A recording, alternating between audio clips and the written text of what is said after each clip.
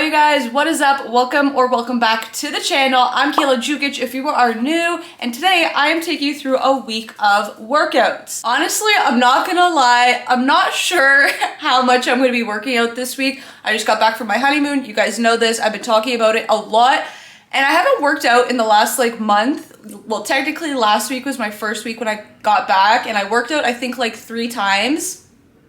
Worked out. They were very interesting. I was exhausted. They were extremely hard workouts. I've obviously lost strength just in the sense that I haven't worked out in a while. So I'm gonna spend the next few weeks kind of just listening to my body, listening to the exercises that I want to do, listening to my mind, what I want to work on, you know, if it's my squat or whatever, to get my strength back. And then I'm gonna put myself back on a workout split, either a 6-week or 8-week split. Today I'm gonna hit glutes and hamstrings, but I wanted to quickly show you my outfit.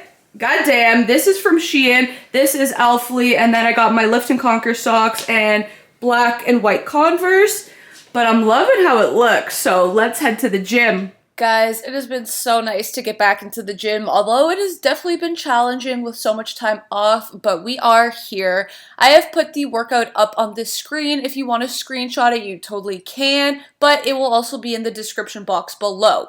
So first off, you know what we're doing, dynamic stretching. I made a full detailed video on this not too long ago, so check that out if you want a full detailed explanation of what I do exactly and why I do it. But I spend about 5 to 10 minutes doing this dynamic stretching warm-up just to get my blood flowing, help me prevent injury, stuff like that. I honestly never used to do it, at least not to the extent I do now, and I'm so glad that I am that girl now because warm-ups are where it is at. Now let's get into the workout. So I am starting off with barbell hip thrusts. As you can see, I am warming up with one set of 12 reps, just using one plate, and then I add a second plate on to each side, and I do 3 working sets of 10 reps. And on my last set, I hold it for a few seconds. As you can see here, my face, I was absolutely dying. I was sweating mad balls. I was so hot. The gym felt like it was 500 degrees. It was very, very hard. Next, we're going to kick it down a little notch. So I took a plate off of each side and we're going into calves glute bridges. So I'm using 135 pounds and I did 4 sets of 15 reps. I love doing calves glute bridges, really high reps. It really burns the booty. And honestly, I just want to mention this guy beside me, you can't see it here, but he was repping out 4 or 5 plates at one point, towards the end of my sets. Goddamn, good for him. Now after this, I knew I wanted to do RDLs or Romanian deadlifts, but I didn't want to do the typical, dumbbell or barbell version. So my gym actually has this one, which is a machine. It's a really good variation, but sometimes I struggle with finding the foot placement just because, as you can see, I'm kind of always adjusting. In terms of form, everything stays the same, and I did 4 sets of 10 reps. Next, we're moving over to the lying hamstring curl, and girl, let me tell you, did I ever have a love-hate relationship with it this workout. So basically, I lowered the weight down than I normally do because I'm easing back into it. I said that, right? It literally felt 3 times heavier for whatever reason, so that was extremely fun. But anyways, I did 4 sets of 10 reps. Now, my gym is literally the Mecca gym of the North.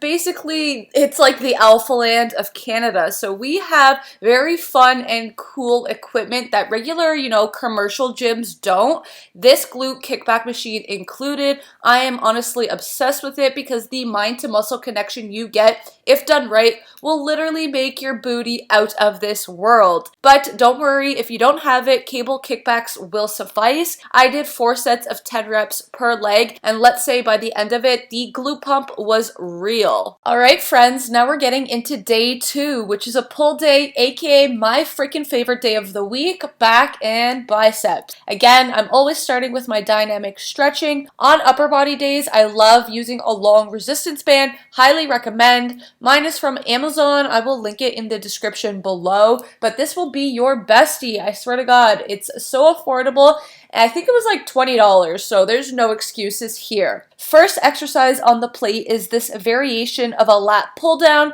As you can see, it's single cable handles, but I'm pulling them down at the same time. You can totally do single arm variations if you want. They just take more time, obviously, since it's unilateral. Anyways, I did 3 sets of 10 reps plus a drop set on the last or the third set. What's a drop set, you may ask? Well, this is when you do your last set and then technically one more set after that with a lighter load. So I did my last set of 10 reps and immediately lowered the weight and did another set until absolute failure, all without rest. Next, we're moving into this seated back row machine. My gym has honestly a lot of different machines with a row variation, but this one specifically I honestly don't think I've ever used or done before, so I wanted to give it a go. I did 4 sets of 10 reps total and I had 25-pound plates on each side.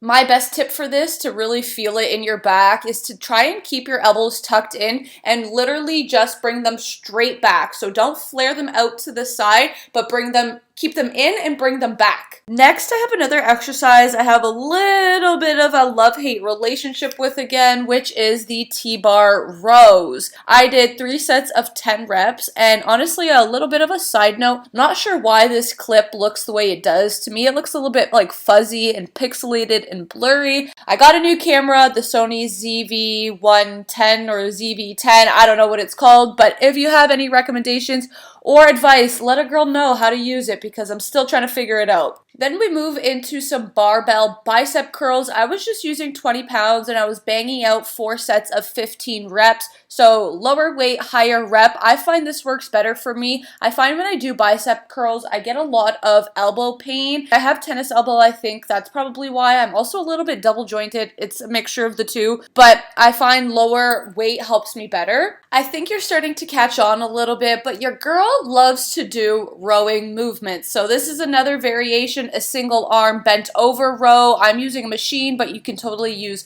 dumbbells. I did 4 sets of 10 reps per arm. Your girl's really strong at this. I know I can add another like 10 or 15 pounds, but again, I'm easing back into it and I'm trying to, get my strength back. Here you can see my last set and rep. I was struggling and I was sweating.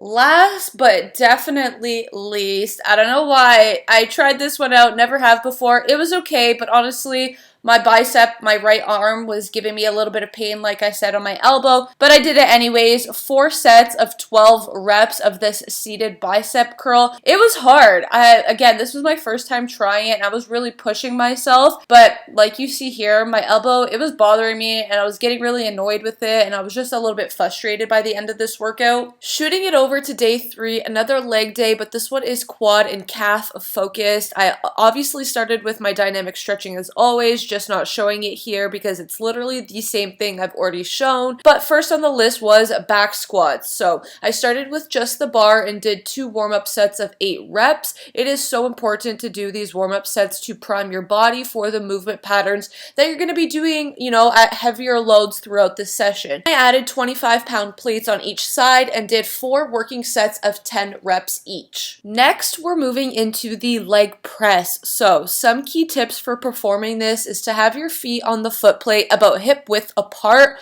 Hold on to the handles on the side and make sure you keep your butt down and into the pad. You do not want to raise your butt or hips at all. I did this for 4 sets of 10 reps with 2 plates on each side. Thirdly, I tackled leg extensions. I honestly used to hate doing this exercise and I would avoid it at all costs just because it absolutely demolishes your quads. But now I won't go a quad day without it. It is extremely important for quad growth because it is one of, if not the only real exercise that targets the quads in a shortened position. I completed it for 4 sets of 12 reps using 75 pounds. Getting into the last exercise of the day because Mother Nature did come for me today, so my stomach wasn't feeling too hot, so I just wanted to show up and work out as best as I could, and that was all I could give, and that is totally okay. But I did the standing calf raises, 4 sets of 15 reps. Alright guys, last but not least, moving into the last workout of the week. Mother Nature was definitely kicking my butt, so I knew I needed some extra rest, and I called this workout short but